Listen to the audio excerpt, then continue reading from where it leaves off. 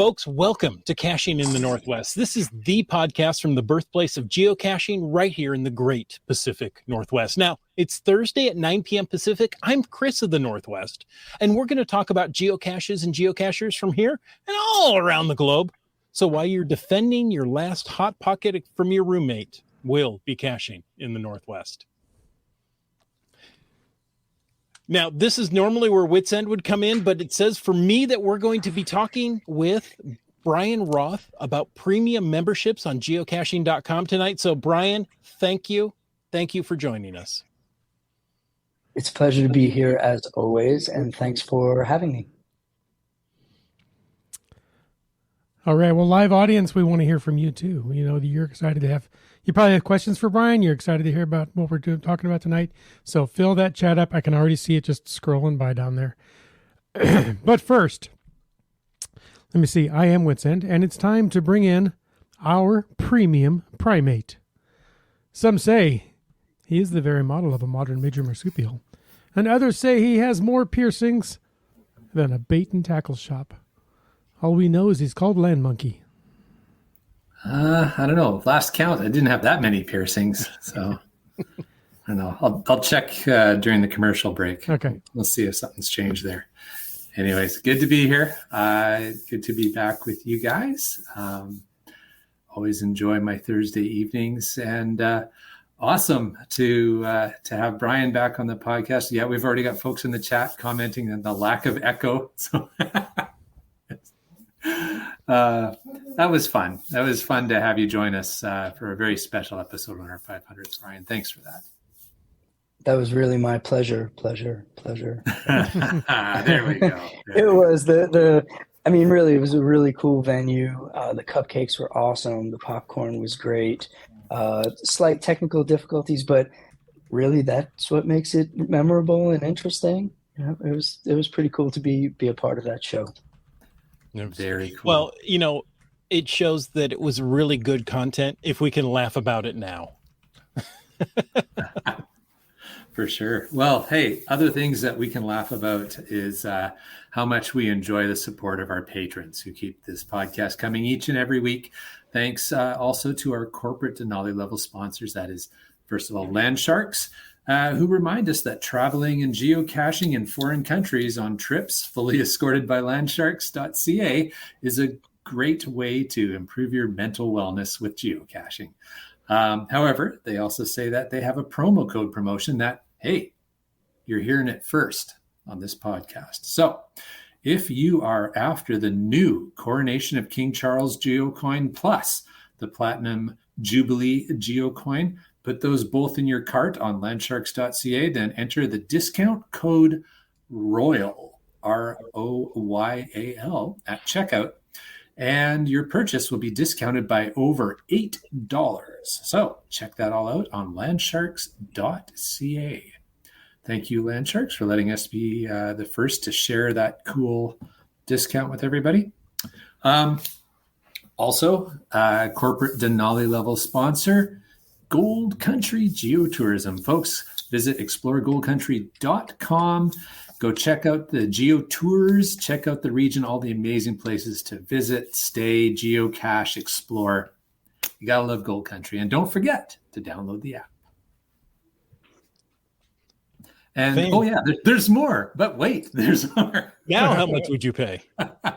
If you want to know more about supporting this show, head on over and click the Patreon link on the cachingnw.com, a website. Folks, we know you want to get into tonight's chat. So if you want to add to tonight's chat, use the hashtag premium. You're going to have to bear with us. We're without a chat lackey. So we will do our best to keep those mentions of the hashtag premium up in front of us.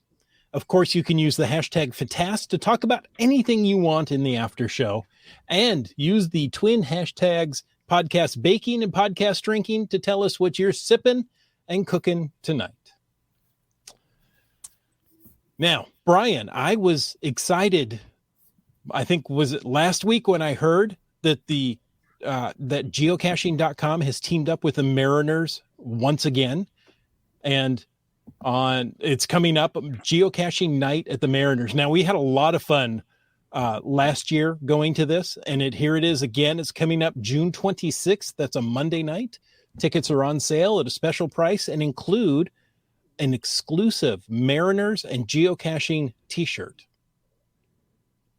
It's very exciting. I'm going to be there with Heidi and a whole bunch of lackeys and guests and significant others are going to show up. And so come on out to the ball game, and it should be a whole lot of fun with local geocaching community. And if you're in from afar, come on out as well. Yeah, it's worth it. It's worth it. How did this team up happen? How did you get involved with the Mariners? Was it just a lackey who says, I really want to go to a baseball game and maybe I can find a way to include geocaching? I'm not exactly sure, but I want to say that it started with our lackey council, which is a group of lackeys who sort of organize fun events. They have a budget every year and try and do things to get people together. And so we have gone over the past many years, like to a lackey night at the ball game.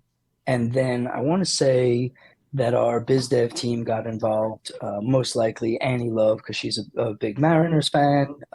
And I think we reached out to them and said, hey, is there something we could do?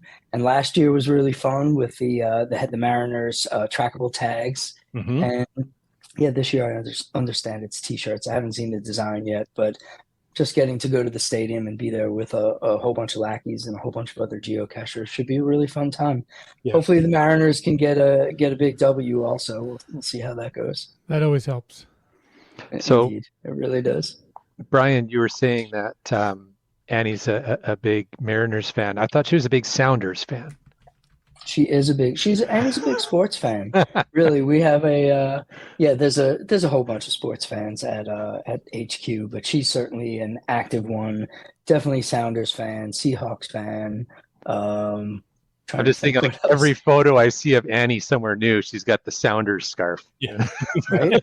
I know, huge Sounders fan. I mean, we all have been for many years now. And that's cool. I was just looking at the schedule and I was like, we don't get to play Miami, which for anybody out there that's following soccer, like Lionel Messi is going to Miami, and I'm like, bring him to Seattle, but not this season. It doesn't look like, unless we can see playoffs or something a little further. Any chance to incorporate any other of our great Seattle sports teams? I mean, I think we all were Kraken fans there for a little bit, right? You bet. I mean, we would love to do something with any of the Seattle sports teams, of course.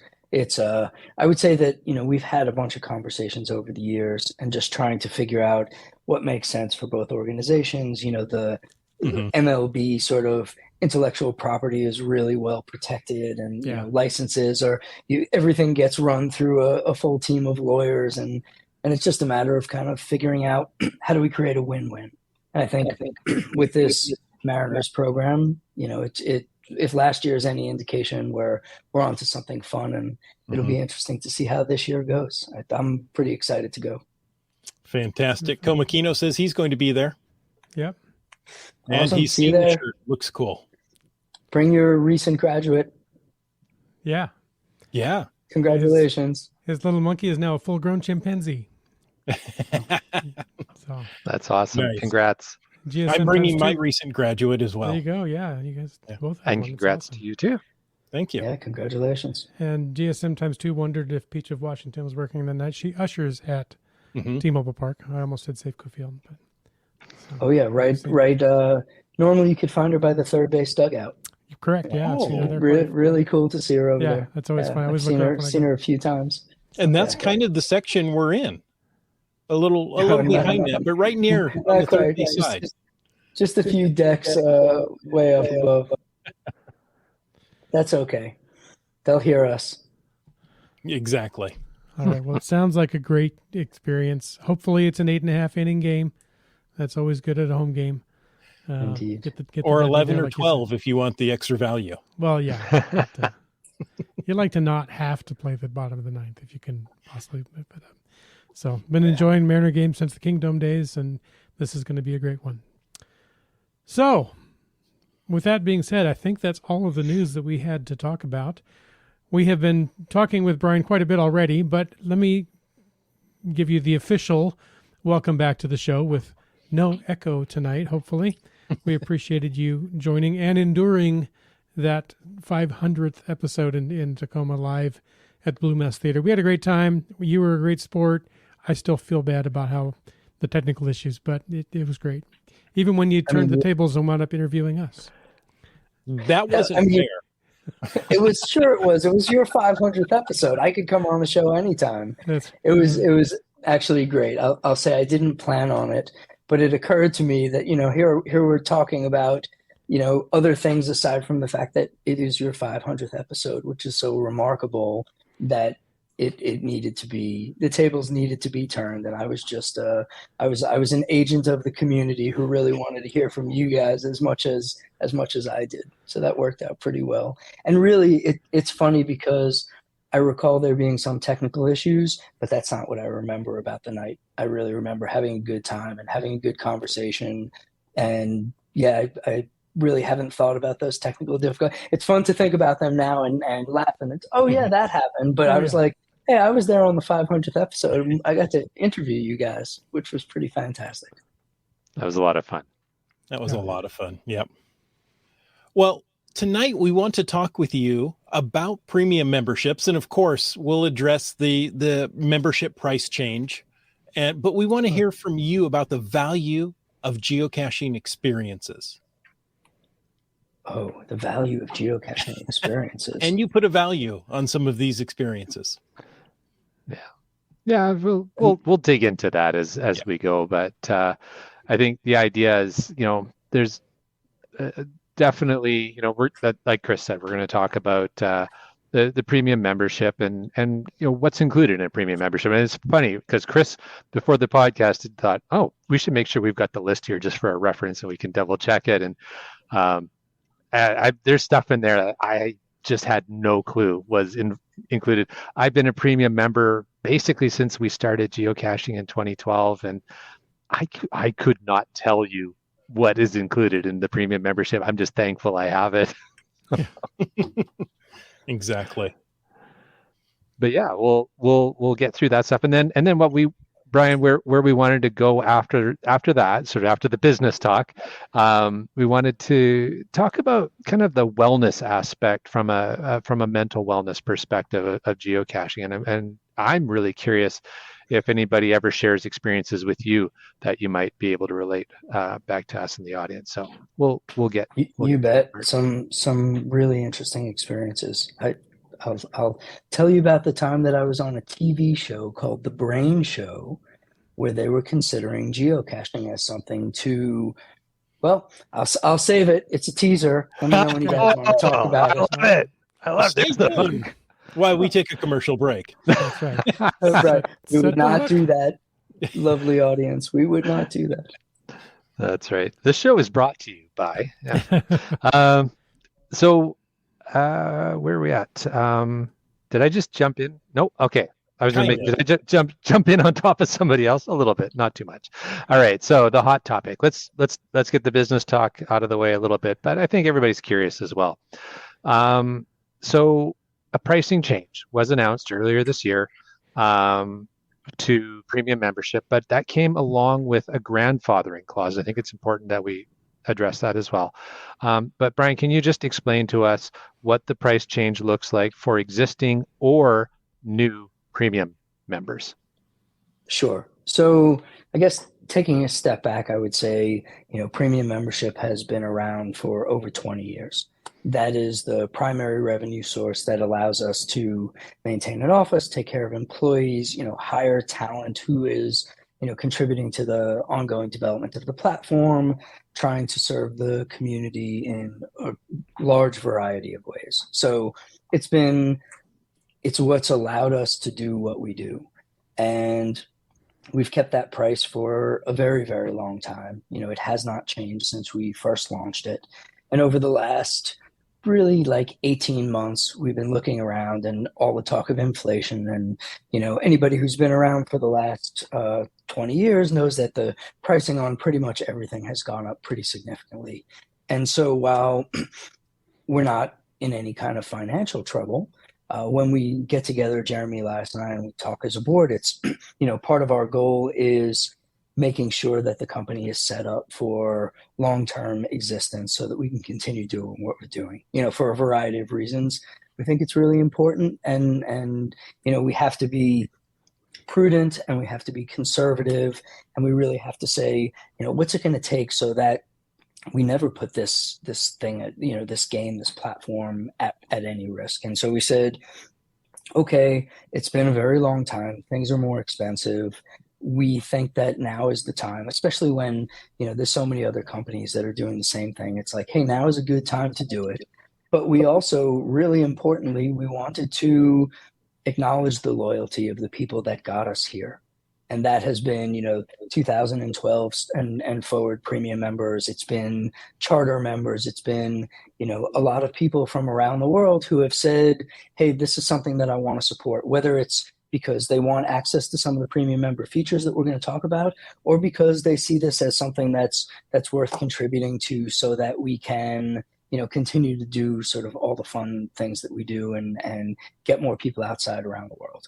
So we said, all right, we're going to say to premium members, thank you. We're not going to change your price. So long as you retain your premium membership, you will not be subject to this price increase. And I say specifically, like, this price increase, I don't know what's going to happen 5 years from now, 10 years from now, 20 years from now. So we're not promising like we will never change it again.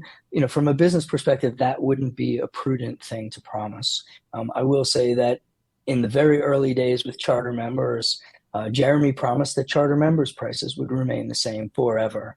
And so, there's a small group that has stuck with us for 20 plus years, and their price will remain the same. For everybody else, we have no plans to raise the price. We don't, it's kind of nice to not raise the price because we want to show people that, we appreciate everybody. We're trying to increase the value of a premium membership year after year. And we can talk about sort of the early days, what that was.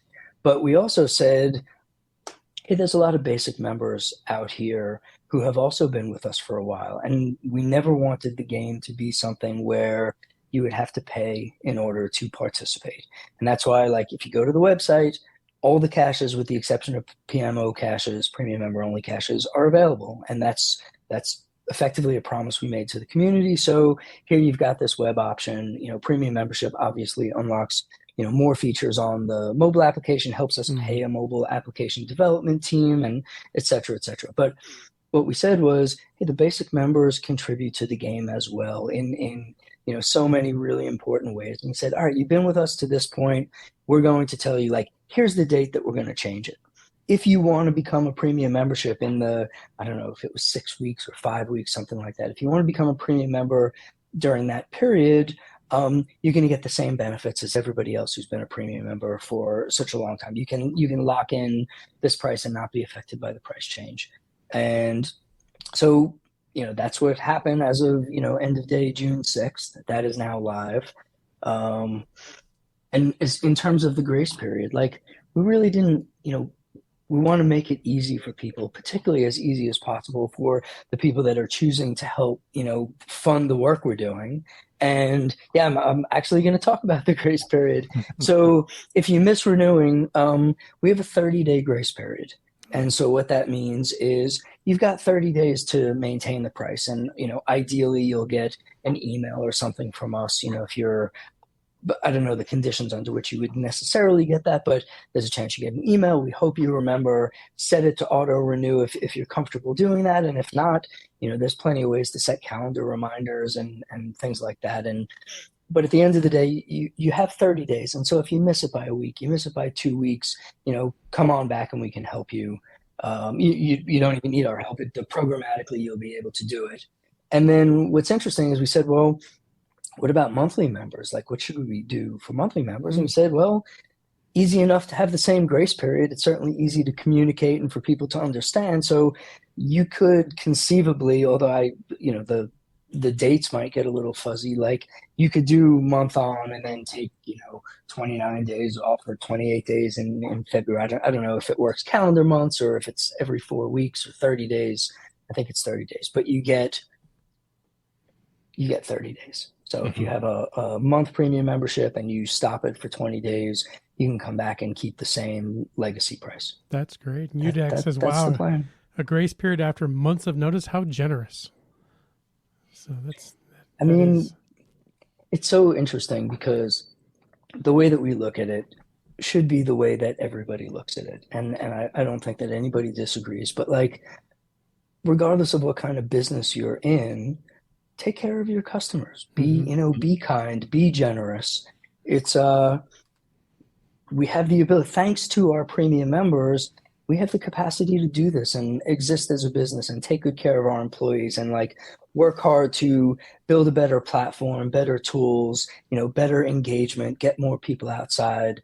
And so why not be generous? It's something, it's really funny. I don't know if it's funny actually, but it's a story. Every year, except a little bit during COVID, I do a talk at the University of Washington Foster School of Business, and they bring me in for one of their entrepreneurial classes, and I talk about sort of the journey and lessons that we've learned as a business. And I have a PowerPoint or a Google Doc or something like that I've sort of updated over the years. There's a whole bunch of lessons in there, and one of them talks about like our logo usage policy. And, not that I expect anybody has necessarily read it, but basically what we say is like, hey, here's our trademark logo, which hopefully people recognize. I have, there you go. It's on this is one of the new hats at Shop. I'm very excited about, by the way. Trademark logo. And we say, hey, this logo, if you want to sell stuff on it, talk to our licensing department. We can work that out. But if you want to take that logo and for your family or something, produce some geocaching t-shirts. And we see them at events all the time. It's like the logo and everybody's, username or something like that. And we say, go ahead, go do it. Don't modify it. Don't use it as in a way that's going to make us all look bad. But like, if you want to use this logo. And so what do we get as a result of sort of that? Ideally, it's perceived as generous because we're trying to be generous. But what do we get is you get people with tattoos of this logo on their calves and on their on their bodies because it's something that in a very strong way we get to share as a community. And so it's become something where, all right, you've got somebody out there with a tattoo, you bump into somebody, they're like, what is that? Well, let me tell you about geocaching. Let me tell you about this community that I'm a part of. And so it's really like a win-win. And the foundation is just a little bit of generosity. And so when we look at this type of program, when we look at a lot of the other things that we do, why not, be generous, any chance we get to be generous. Oh, I love that. Yeah. I was going to say, I saw Chris put his hand up and I too, we're two of the nerds that have read the policy because, websites and banners and things we've looked and we've tried to abide by it. So. Yeah. Well, and myself hosting a Giga event, being a vlogger and an author, it's you gotta know what you're doing. So, but I would agree, and I think it's neat that you have that open policy with that for free use for reasonable purpose. With the brand there, because it is your brand, right? Like it's so. There's some companies where, it might be every time you scan a trackable, somebody's getting paying for it or something, but not with you guys. It's like, hey, look, participate in a fair way, in a reasonable way that represents the game well, and we all win.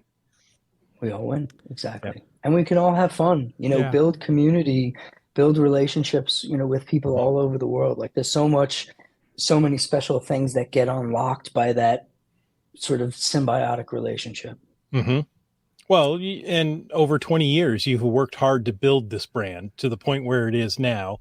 So when somebody uses that logo, other people immediately recognize it.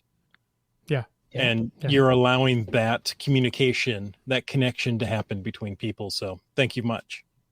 It's our pleasure. It's I say it's work, but you know, there's days where it feels like work, make no mistake. Sure. But there's plenty of days where it's like, I'll tell you, I had an experience in the visitor center earlier this week on Monday, and I'll say, like, I don't want to go into too many details, but I will say that there was a family in our visitor center who had a story of why they were there and how much it meant to them. And I can't even go into it because some of the parts are pretty hard and I think really personal. But I came out of the VC and I went over to the first person. I was like, you know, I have to tell you the story. And the next day, me and Dana, who sits up front, you know, she came to me and she's like, Bryan, like, she's like, that was really, you know, such a moment in the visitor center. And I said, I've been thinking about it for, you know, since it happened. And you're absolutely right. And like, look at the impact that this game is having on people, that they would choose to travel here for these reasons under these circumstances. And this is so meaningful. And so for us to be able to come out and be gracious and interact and appreciate their story and sort of share a moment with them, it's really hard to it's hard to not be sort of affected by those types of engagements. And like, this is what we get to do for a job. And in a way, like, look, you guys get to do the same thing. You meet geocachers, you hear the stories, you're sharing the stories, you're building the community. And, you know, we all benefit from this personally and professionally, you know, but it's remarkable. It's really incredible. And, you know, I feel like it's funny. I feel like every time we're talking, I'm just like, how cool is it that we get to participate in this community with these people? Yeah, it was a moment on Monday that I came home. I told Heidi about. I told the kids about. I'm like, look at what's happening. This game that is having such a profound effect on so many people that and to think that 23, 24 years ago, it wasn't even something we thought about. Exactly. Maybe Dave Ulmer thought about it a little bit, but it wasn't something that most of us thought about. For sure. I just was teaching a geocaching 101 course at my local library yesterday. And they asked, what do you get out of geocaching? And, I'm talking with geocachers most of the time. So I had to step back and think, what do I get? Oh, I get to go outdoors. I get to be, I described events as a small family reunion, right? I mean, a geocaching event. Oh, hey, there's so-and-so, I haven't seen them in a while. What are you doing? So this sense of community out of geocaching is fantastic. It's fantastic. There, I had to. As a geocacher, wherever you go in the world, there's other geocachers who will take the time to meet you or host an event or take you out caching. Like, there's not a lot of activities like that in the world. It's really pretty unique. And hey, we get to be a part of that. Heidi and I just went to the GeoBull mega event. It was in France. We were there a little over a month ago. And just to meet this community in sort of the Champagne region of France, all the organizers were taking so much time to put on this big, weekend-long party for 750. I don't even know how many people were there. Quite a few people were there. And you had people from all different places throughout Europe, in France. It was beautiful scenery. And, we made some friends. And I was watching a video online today, and it's like, oh, I met that person a couple of weeks ago in GeoBull. The following weekend was an event in Paris that was a gathering of community volunteers. So there were about 90 reviewers, translators, and moderators in attendance, with another like 40 plus ones. And we went caching together, we hung out together, we had meals together. There were discussion sessions where you could talk about topics related to geocaching and sort of how do you do this in your region, and learn and talk about policy and things like that. But I have to say, having been involved for as long as I have, and Heidi alongside me in the same way, we were so excited knowing that we were going to see all these friends that we've known for years, people that, we haven't gotten to see, some of them in a couple of years, some it's been a little bit less or a little bit more, but it's like these relationships that we built over time, these are friends that we would not have. These are conversations we never would have had. These are experiences that we never would have had if not for this game.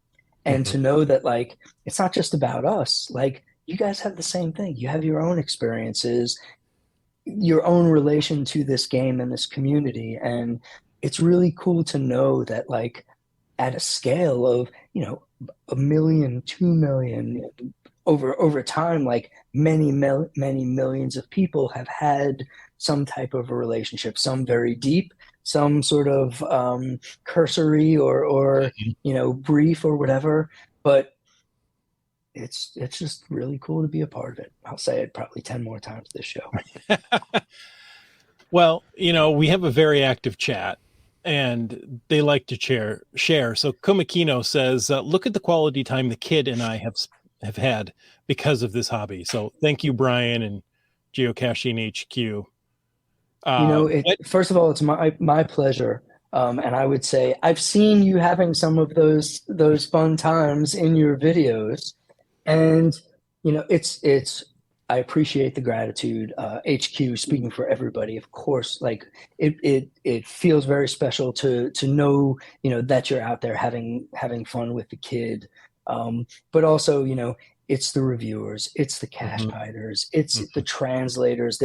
It's the podcasts and the vloggers and the shops and all that. Like, this ecosystem is pretty broad, and if you consider all the different participants, like, that's where the gratitude belongs. It's like, hey, we'll share that gratitude with a whole lot of other people, and without those other people, we wouldn't be having this conversation. Yep. It wouldn't be nearly as special as it is. Yeah. Bryan, you just used a word there that I don't think I recall anybody else using, but it describes it so well. You used the word ecosystem.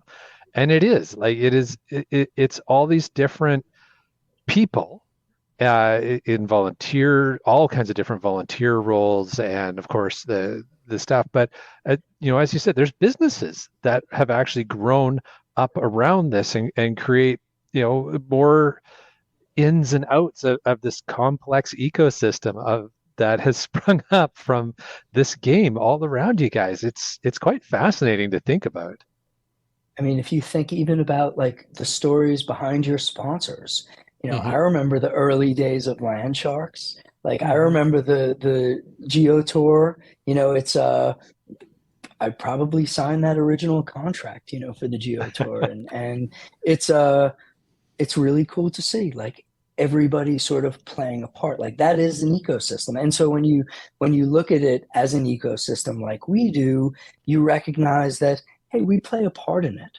It certainly in many respects, it's a very important part, but it's still just a part.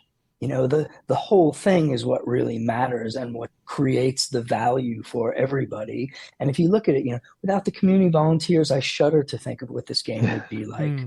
Without the podcasts and the TikTokers and the bloggers and the people putting out Instagram content, like, there's so many things. And if you sit down and take a moment to think about all the different facets of this game and all of the different sort of contributors to the ecosystem, it's just another aspect of how special, this organic community, this organic ecosystem has what it's become and how it got there.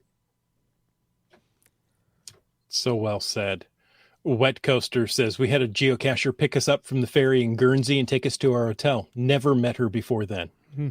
I mean, my wife is shocked. The first time we met Land Monkey, she's like, really? You're going to get into a car with people you don't know and go to a remote part of another state? Yeah. Yeah, they're geocachers. It's okay. I don't see a problem with that.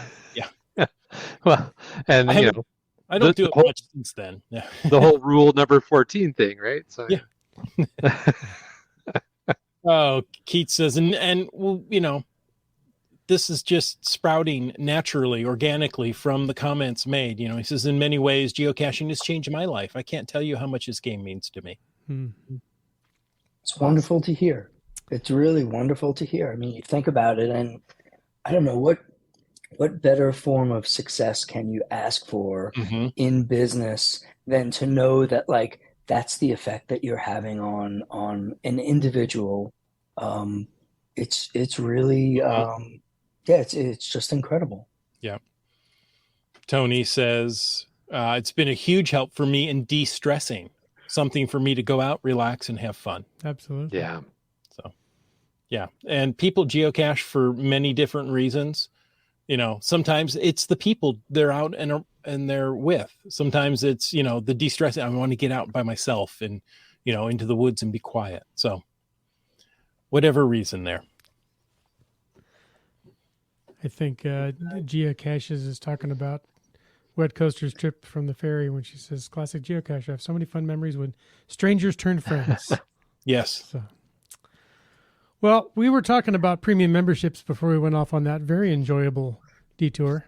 But before we completely depart from that topic, and by the way, you mentioned charter members.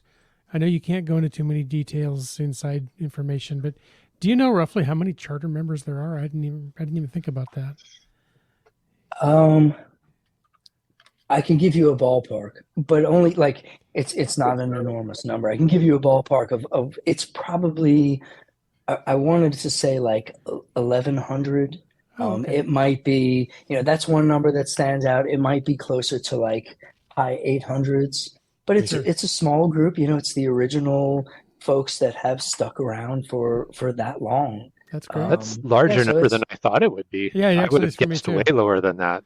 So, I mean, that's a huge commitment. 20 Oh, years to keep Yeah. it going. 21 years or whatever it's been, yeah. more exactly. I missed the boat a I little got bit. to I have- started in 04, so. I mean, that's pretty early, you know, in the grand Yeah. scheme of things, if you think about it. Do you know Yeah. what your account ID is? I don't off the top of my head. Oh. I should look it up. Yeah, it's kind of interesting Have to to find see. that The ones that I remember, like, of course, I know, you know, Jeremy's, but Mountain Bike, his account ID, I think he's user number 24 on the website. Wow. And this is, you know, I can't even say it's tens of millions of accounts over so Sure. many years. I would say it's probably, I don't know, I think conservatively it's north of 40 million accounts. It might be more than 50, but I'm 172. So I signed up after Mountain Okay. Bike. It's pretty funny. Is that something And that the I- average user can find? Yes. You know, is it? Please tell Yes, me yes, yes, it is. because Yes, I'll yes, feel it is. really bad if it's not. I get a lot I'm of looking emails. this up. Oh, Um, It's in the about page. Okay. If you look just right into the URL, it'll show that. can I hold your head to one side and, you know, Yeah. Squint. Yeah. squint a bit, yeah. Well, while he's looking that up, we're going to talk about some of the perks of premium membership. We were all talking before the podcast that we've been premium members for so long that we forget that which benefits are granted to us that aren't granted to the basic membership level. Do you know, in a nutshell? I know we have a list. We can go read through it, but do you know the essential differences, the main differences there? I mean, the early days, like the biggest feature was really pocket queries. Yeah. Mm-hmm. You know, because pre-smartphones, you know, that was kind of the way to go geocaching, Oh, it at was least huge. the easy way. Because the early days, you know, where you had to toggle digits to get it into a GPS for just one cache, Uh-huh. that made it pretty challenging. But pocket queries was a big one. You know, off the top of my head, like the ones that really come to mind are premium member only caches, which was you know, that one I think appeals to a lot of folks. Lists is a really cool feature, you know, being able to Yeah. add caches to lists. Trying to think favorite points. I don't know if I said that one already. One of my favorites is the just the benefits that come through the API program. Yes. So, you know, apps like Cachely and GeoGo and Cache Yeah. Tour and a whole bunch Yeah. of others. You know, there's I don't Project know exactly GC. how many. That's a huge one. Absolutely. Project GC is one that I know a lot of us lackeys, myself included, use quite frequently. And so just to, you know, as a benefit to get to unlock features in those applications and services, you know, which leverage the data pipeline. And I think that, that goes a long way towards just making people, enabling people to geocache in the way that they want to geocache. Yeah, I'm trying I to think think what related else to that, I was going to say related to that, one of my personal favorite perks is the personalized stats that you have access to as a premium member. Yeah, I love going through and looking at my stats and working on that. The 81 grid and whatever else. And what's really fun, I think most people know I'm a pretty big traveler, and so it's always fun to go to a new country or a new place and go, okay, is this my furthest south? Is this my furthest west? Yep. It's funny how, as geocachers, if you go to a different state or in some cases a different county and you're finding caches, it's like, I'm getting this, like I'm getting the souvenir for a different state or a different country or a different province. And it's, I don't know, it's like rewards for travel in a way, and the fact that the statistics are tracked, you can go back and you can see like, what was my first cache? What was my 100th cache? Especially for some folks who have these, incredible geocaching careers, to be able to look back. And I always thought it's one of the benefits, and it's certainly available for basic members, is like that the website, so long as you're logging your caches, we're keeping the history. The database and the services is maintaining your geocaching history so that you could look back years from now and say, relive the memories, read your logs, look at your photos. When you think about it, that's a cool aspect. Terabytes and terabytes of data. It sure is. I guess that, as an IT guy, that's one way. I hadn't thought about this until just now, Bryan, but as an IT guy and a manager in an IT shop, now I'm thinking about this, like the cost of a premium membership. I'm getting all of my geocaching data stored in a cloud, included in that cost. Yeah. Mm-hmm. I mean, I would say some of it is stored in a cloud, but most of it is stored in hardware. We are a much more of, they would say like a metal shop, where we've got racks and racks of servers and databases and different types of, machines and storage and backup storage, of course, and disaster recovery plans and things like that. We're really just, it's one of the parts of the service. I think, like you said, most people don't have to think about it, but that's one of the things that like premium membership supports, is the ability for us to do that. We're paying co-location fees for our servers, which is like really expensive rent because you've got clean power, clean air, filtered everything. And it's a lot of expensive equipment that goes into running this. And the equipment, of course, it has a certain life cycle. The stuff that we were using in 2000, wouldn't run our microwave these days. And, all of a sudden we've got many cabinets.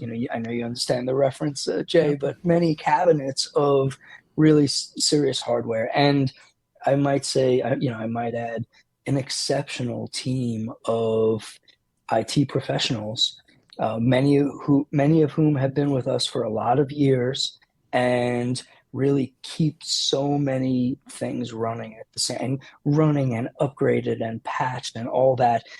Security is a concern, compliance is a concern. Like there's just so many things that are going on. Firewalls and load balancers.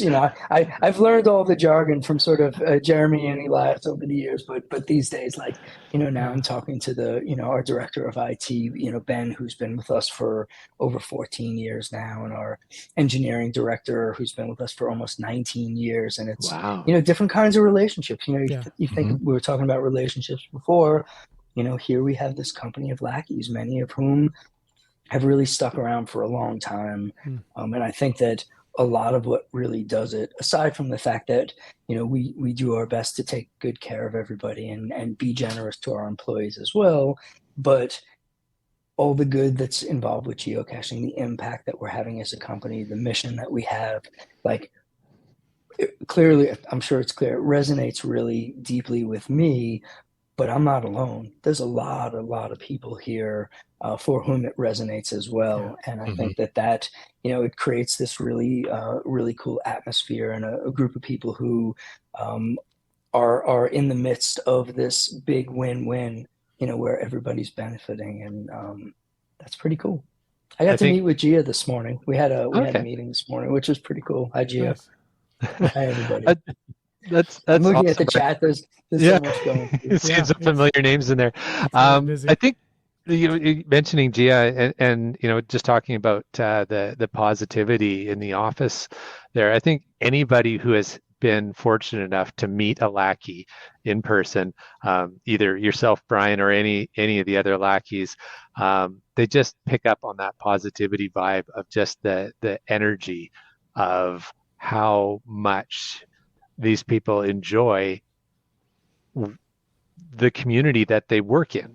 So I think that says a lot for the leadership, at all levels of the leadership. You mentioned some director roles and everything. So I think that's the other thing. I mean, I think a lot of us know that that there's a lot of people who play different leadership roles throughout the entire organization, and You bet. And it's funny, one of the things that we often say at HQ, and I will say it, is the expectation at HQ is that everybody will be a leader. Everybody has their own backgrounds, their own experience, their own role to play. I certainly have my role to play, but like every role, if everybody is acting like a leader and, working to define the right path ahead for their discipline or the aspect of this game that they contribute to, or this platform or ecosystem that they contribute to, if everybody is really putting their leader hat on and having agency to contribute to the decisions that are made and provide influence and try and move the game and the community in the way that they feel is appropriate, well then, look at what we get. And, I think it makes for it's not a perfect work environment. Like I suspect that there really isn't a perfect work environment, but getting to strive towards that, and, challenge ourselves to be a stronger company tomorrow than we are today. It's a fun journey to be on. It really is. Yeah. And, you say anybody who's met a lackey, like, I get to see lackeys all day long, and it's really it's as good as you would think it is. Really, it's such a wonderful group of people, that there's so many days I'm like, of course, like I can't believe I get to do this for a job. Yeah. I mean, all the aspects of it. Even this. I was talking with some friends of mine in New York, and they're like, oh, what are you up to? I'm like, well, I've got this podcast. It's at 9 Pacific. And they're like, you going back to the office at 9:00 tonight? And I was like, yeah, I am going back to the office. I'm like, I'm going to get, I have this conversation with some folks that I know, and like people get to hear something that I of course I'm passionate to talk about. And there's plenty of, there's 20 plus years of stories to share. If you ask the right questions, I probably have a story. And so it's like, hey, I'm looking forward to this as much as everybody is. Oh, thank you. Yeah. Thank you. GSM times 2 is going to bring up basically what I did. He said, I was walking to going caching when Bryan and a flock of lackeys. Now, is that the right term for a group of lackeys? Are they a flock, or are they a funny court, that a court of lackeys? I don't a court of lackeys. I don't know. I've never really thought about it. Okay. Somebody may have come up with something already, but a flock or a group, I don't know, a gathering, I don't know. We can come up with something that makes sense. A location. But there you go. I'll tell you, being at, I'm moving around so much. The lights are staying on. This is new lights. I think last time we talked, we got new lights in here, so it's not so bad. That going caching trip, I think that was 2019, was so incredible. Like we had, I want to say there were like a dozen lackeys there. And, we send some for business, but that event is just so incredible that it attracts a lot of lackeys who say, sure, I'm going to go there on my personal time. Or, we have a geo guide program where they, we help to fund those trips because it's good for the community. It's good for the lackeys. It's, game and company, etc. A cache of lackeys. Well done, Scott. There we go. And one of the things that, I said to our finance, our head of finance, our CFO, I said, hey, we're all going to be down there. Like, it doesn't really make sense for everybody to rent cars. It's just, that was before they got astronomical, and it still didn't make sense. Yeah. I was like, how do you feel about me like getting a van and we'll drive around as many lackeys as want to join us? And some wanted to sort of be solo and do the event their kind of way, but a whole bunch of folks were like, yeah, let's do this. My goodness, we had such a good time. Like, that was the pirate theme one. And so there was one day we were all dressed as pirates, and, we went into Chick-fil-A for lunch, and, the whole restaurant was like, what is going on here? But it was really fun. And I would say, like, we sang show tunes in the car, and, like, got stuck in traffic, and, the lackeys in the back are, when are we going to get there? And it was just a really, really fun trip. It was, that's one that I will not soon forget, really. I'd love to do the whole thing again. Well, he went on to say that everyone had a smile on their face. And I have to say, I've met a lot of lackeys, and I've not met one that is having a bad day. Right now, I know they're not perfect people, but I think they all realize that when they're out at events, they're on stage, right? And I'm not saying they're faking it, but I think they're truly happy with their job and enjoy the sport, the hobby of geocaching.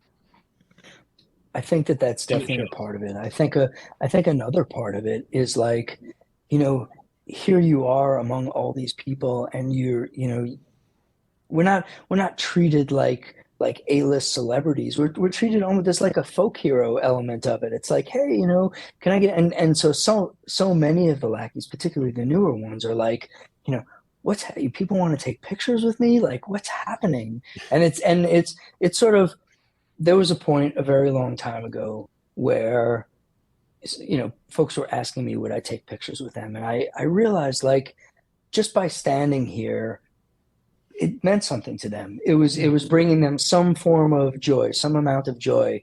And instantly, like, that thought made me smile. And I'm like, oh, how cool is that? That, like, just by being present, just by giving a little bit of time or a little bit of attention, like, we can make somebody happy, and it makes me happy. And so I think that is probably similar to the experience that a lot of other lackeys have, which is, like, you look around and you're like, this is a really unique experience, to be part of something that's contributing to the joy of other people, and having helping changing people's lives in a positive way. And, at the beginning of the show, we talked about, like, are there some stories like that? There's so many stories like that, countless ones that I've heard, countless ones that I have not heard and that you've heard. And so that's a pretty good reason to smile. It's a pretty good reason. That's right. Wow. I mean, we have had a great episode. We've barely talked about premium memberships and all the benefits they bring, but we've talked about the benefits of being in a community of geocachers, and that is priceless. So, Bryan, thank you so much. I mean, we could go on. We could talk about health benefits, right? We've already touched on, the community, kind of the mental health of it. But we could talk about the physical health. We could talk so many different facets of geocaching that, this podcast would go on and on and on. And that's just not fair to our listeners who, have to get out of the car and go into work, but they're just waiting for us to finish up. I should take 1 minute to tell you the story about the TV show. Oh, yes. A little bit early. I would feel terribly guilty otherwise. It was called The Brain Show. I don't remember what channel it was on, but it was about sort of improving cognitive ability or maintaining cognitive ability as we get older. And one of the things that stood out to me about that show was they talked about comparing old people who lived in cities with cobblestone streets versus older people that lived in cities with paved streets. Mm-hmm. And the cognitive ability that they measured, and however they measured this, in the cobblestone street city was higher as people got older. And what they said is, you have to do work. You have to do more work in your daily, walking and your daily interactivity. And what they were saying on the show is that for retirees, for older people, the variety of caches and geocaching experiences present those same kind of challenges. And so from a health benefit perspective, going geocaching and challenging yourself with the variety of caches and interactions and all of the many things that are available through this game, it's a way to maintain your mental health. We talked a little bit about, it helps me maintain sanity. It helps get me outside. But really, for your mind, of course, it stands to reason. It's like anything. If you use it, it's going to stay young and healthy. If you don't use it, you put it at risk. There's my TV show story for you. That's great. Great story. Love it. I thought that was really interesting where it started from with the evaluation of folks who live in areas with cobblestone sidewalks versus paved sidewalks. Having recently come back from Europe again, I can definitely relate to that. You got to be paying attention to what you're doing on those cobblestones. So true. That's cool, though. That's neat. I hadn't thought about that, but it makes an awful lot of sense. Yeah. And then the tie-in to geocaching, right? The activity that is applying cognitive focus every day. And challenges. And, there's a show on TV now called, it's on Disney, National Geographic or something. It's Limitless. And it's Chris Hemsworth, who's very dashing, of course, but they put him through all of these different challenges, and it's like ice water, and it's supposedly good for your system. Of course, everybody's probably seeing ads for those ice bath things that are all over the internet these days. But one of the shows recently was about mental challenges, and similar to what we were talking about before, like what it takes to keep your mind sharp. And the science behind it, what they were saying is that when you are applying cognitive load, when you are challenging yourself, while at the same time doing something physical, that has the maximum positive effect on your brain health. And so what they had, Chris and some other gentlemen, they had them navigating, without any tools, no maps, no nothing, over a 2-day period to a destination. And it was about letting, not having any distractions and tuning your senses into nature and paying attention to the sun and sort of knowing where the rivers flow and whatever. And what the scientists said as they're sort of sharing this in the show is they said, it is the combination, because we have evolved mentally in nature. The construct that we see here is relatively new time-wise, but we evolved our minds in nature, and we had to do stuff that was physical. And so putting ourselves back in that type of situation, which I think is very similar to geocaching in a lot of ways, okay, maybe some distractions in technology, of course, but it's still, you're getting aspects of that. I think it stands to reason that that's something that hopefully will help keep us all young and mentally healthy. To add to that, I think the generation that's coming up now has a lack of navigational skills, right? They've had smartphones that will, put in the address, and I just listen to what the voice says and make the turns when they tell me to. So I've asked my son, I said, okay, how do I get to here? Oh, I don't know if I know that. We're going to learn. Okay. Where I'm going just so you know how to navigate, how to get to places without the aid of that, without that secondary brain doing the thinking for you. Yeah. So I completely agree. Good stuff. All right. Yeah. Well, I hope Bryan can come back sometime, because we didn't. I mean, clearly we can all talk about geocaching a long time, 500 episodes plus.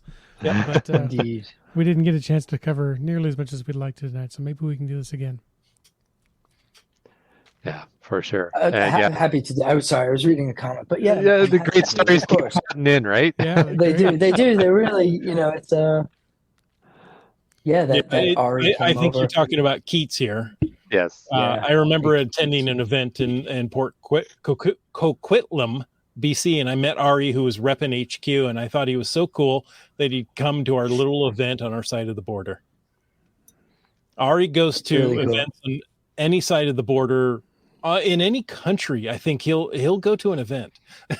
Yeah. Ari He's a great guy. is He's a really great guy. He really is, and he's well traveled, and he's I would say a relatively new lackey, just a couple of years in, but he's already having a super positive impact here at HQ and certainly out in the community. Ari, there's a Maryland geocaching organization. So the MD, what is it? MDG, shoot, Maryland Geocaching Association. Anyway, they have their old forums. Back when Ari was 13 years old, they interviewed him as a young geocacher, and he basically said, "When I grow up, I want to be a lackey." Wow. At 13, I've read it at 13, and so I saw him in Bonn, Germany, a few years ago, just prior to COVID, and he came up to me at the event and he said, "Hey, I've been a geocacher for a long time. I'm at about 4,000 finds. I speak a few different languages, and I have always wanted to be a lackey." And it was good to hear. And, we sort of made the right connections, and now here he is, a lackey. And it's, there's another story for you about sort of changing somebody's, life and trajectory, and, in a way, maybe making a dream come true so far. So that's pretty awesome.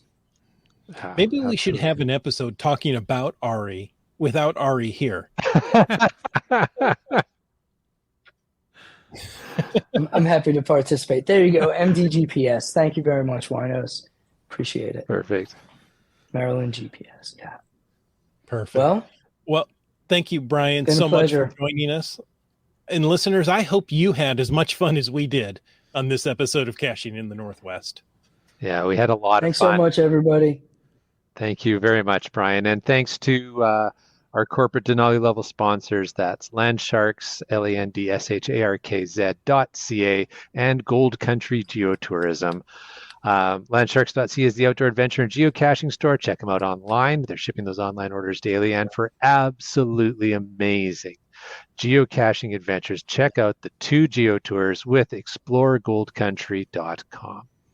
And a thanks to all of our patron family who help sponsor this podcast each and every week.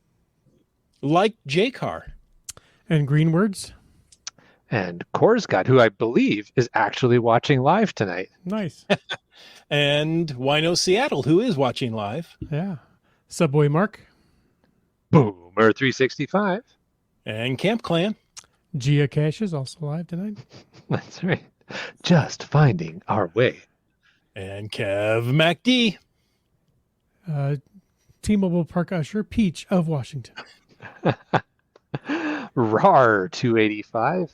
Also live, UDAC. And just talked about Ari 54321. Al Robrick. And You Talks to Rocks. BC Rockcrawler. Just back from their big trip, it looks like Wet Coaster. Oh, Broncos fan for life. Limax. Just Carlo. Skyhawker. Kitty Quest. Geo Nav Pro. Gas Station Tuna. Genies. Dora Moore. Kid Vegas 19. M-Nerve. Ackerdock. B Pendragon. LG 9000. CRS 98. GSM times 2. MC3 Cats. Antaeus. Trexer. Flagman. Segehov. Team Noltex. Seabeck Tribe. And Logwork. Logwork. Logwork. Oh, it's invisible. Oh, It's not supposed to be. It's a green tube. So there you go. Oh, and thanks to we already talked about our faithful Denali level. Oh, you know what? Because things got changed around, I got to fix this template. But yeah, all of our faithful Denali level supporters, Landsharks, Gold Country Geotourism, Team Squirrel, Groovy Owl, and Cachly, the geocaching app. And we want to say thank you for taking the time to listen to this episode of Caching in the Northwest. Your support helps keep the quality show coming. So if you like the show, click the Patreon link on the CachingNW.com website. Now, if you didn't like the show, and I have no idea how that could be possible tonight, but let us know what you want to talk about. In either case, please subscribe on Apple Podcasts, Google Podcasts, Stitcher, iHeartRadio, Spotify, and so many more. you can subscribe and give us a review. Now, if you were in a restaurant, you would tip. If you were in a live audience, you would clap. But since you're on a podcast, leave us a free, fast, fabulous, fantastic 5-star review. And of course, you can call into 253-693-TFTC and leave us a comment, ask us a question, or help us find that premium geocache any time of the day or night. Of course, you can always email us at feedback@cachingnw.com. Join us every Thursday night at 9 p.m. Pacific for a live show and chat. This show's produced by Chris Umfenauer, Jim Paulwitz, Jay Kennedy, and Bryan Lang. It's copyrighted. Wait, I can't say this. Show's licensed under a Creative Commons Attribution License, copyright 2023 by Chris Umfenauer. And folks, I want to let you know The after show is coming up next.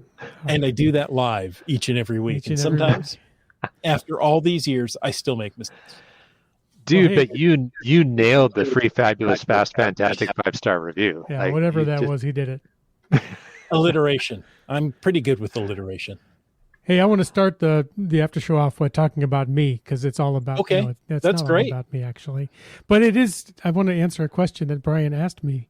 I was going to throw out that GSM times 2 put in the chat that he is member ID 296047, and I joined apparently very shortly after him at 296488.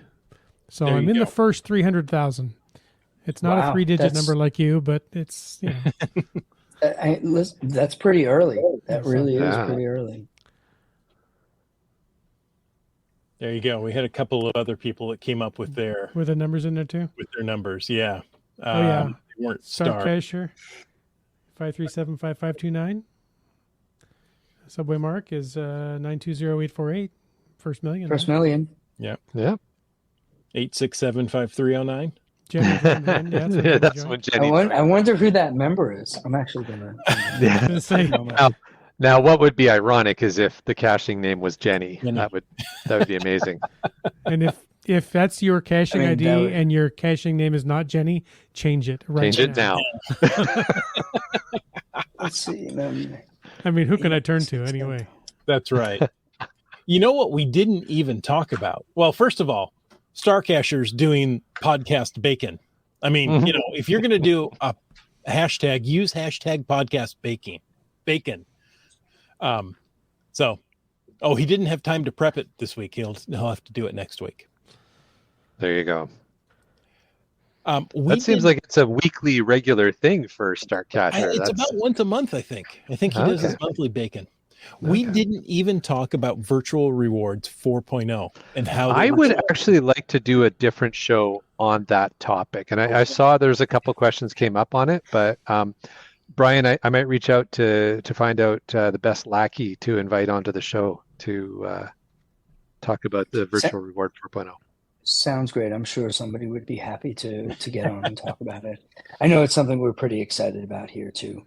I'll just say I really like the fact that people have an opportunity to work at it from now. It's, hey, here's how you can get one.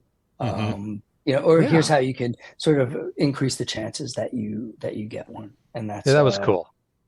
Yeah, I'll let you guys talk about it on another show rather than get into it now. GSM times 2 says it's way more value, the premium membership, than the $30 or $40 a year. So, yeah, good. For sure. We're glad you feel that way. You mentioned, and thanks. It's a nice compliment. Yeah, it really is. Very much. Land Monkey brought up that, or actually you brought up, Bryan, that you store all of our geocache history. And the fact that we can download that at any time, multiple times, we can go and download it and update it. And that's amazing. I mean, downloading data from a website is not easy. Your personal data, not easy to do. So thank you for making it a clickable button. It's the right thing to do. Mm-hmm. It's something that means something to folks. And, we have the capacity to build those things, certainly not everything, but when it really makes sense to do so, then we gets in the priority list. And this is one of those things where it's like, hey, people will appreciate this. Mm-hmm. Very cool. Now, here's an idea for maybe a little more or a whole nother income stream. Starcacher says, I personally would not mind if the legacy premium membership went up $5 or so, or if geocaching.com would offer a power user level where I could run more PQs, pocket queries, or more GSAC updates per day. Interesting. I guess for Jim, I don't know offhand how many you can run, but the question, how many do you run now, and how many do you need to run? Yeah. I'm genuinely curious. Like, I'd love to know. I think it's 10. A day? Is it 10? I think it's 10 pocket queries you can run per day, because I have maxed out sometimes when I'm planning for a big trip. Like if I know I'm going like on a European trip or somewhere where I'm not going to frequently have access to data, and I'm trying to just load a whole bunch of different areas. Usually because if I'm going somewhere I'm not 100% sure where I'm going to be, so I'm loading big pocket queries to cover a large area. And so there are occasionally times where I bump up against the limit myself, and it's probably Start Cacher's situation as well. Yeah, I wonder, in the early days where it was one of the only ways to get data, pre-smartphones, there were a lot of times where like the demand on our systems was overwhelming. I remember just times where like pocket queries were down for like 48 hours and people were freaking out and we were freaking out. And it's like, we got to get this fixed. What are we going to do? Especially on a Friday, right? Especially on a Friday. I mean, my goodness. But there is, let's see, 10 in a day. I have 4 days. Okay, 8 a day. There were, but these days, because there's more people using smartphones, and because our systems have improved drastically in the last 10 or 15 years, my expectation, I don't know what the present load is, but I can bring it back to the team and say like, hey, would it be, is it something that we should consider doing, is raising that limit maybe from 10 a day to 15 a day, or I don't know what's reasonable, but I can always ask the question. I don't know exactly what the answer will be, but I'll bring that back to the folks that should be able to give me some indication. Fantastic. Yeah. Well, I think from the server and database experience the three of us hosts have as well, there's probably other mitigating factors. Just in Bryan and his IT team's defense on this one, because what'll happen is from a business perspective, if 10 has been the limit, the systems are actually designed to work towards that. So increasing it may be a little more complicated than just changing a number. Pushing a slider up a little bit. So there may be a lot of implications. It's certainly possible that it's just a variable that needs to be changed in the code base. But I think you're right, Jay. It could be quite a bit more complicated than that. But never hurts to ask the question. And it's as we were saying, it's a good group of people who are looking for ways to do more for the community. And maybe that's something that if it makes sense to do it, I can't imagine we wouldn't do it. But if there's challenges, then ask me again on the next show, and hopefully I'll have an answer either way. Yeah. Well, processing power and access speed of data has increased, tenfold in the last year. So who knows what the bottleneck could be. But well, we really appreciate you going back to the office at 9 p.m. And you mentioned people in New York, talking about midnight. Korsgott says as we hit 10 p.m. here, it's 7:04 a.m. there, and work has just begun. So, good morning. We get viewers from all over. It's awesome. Hi, Korsgott.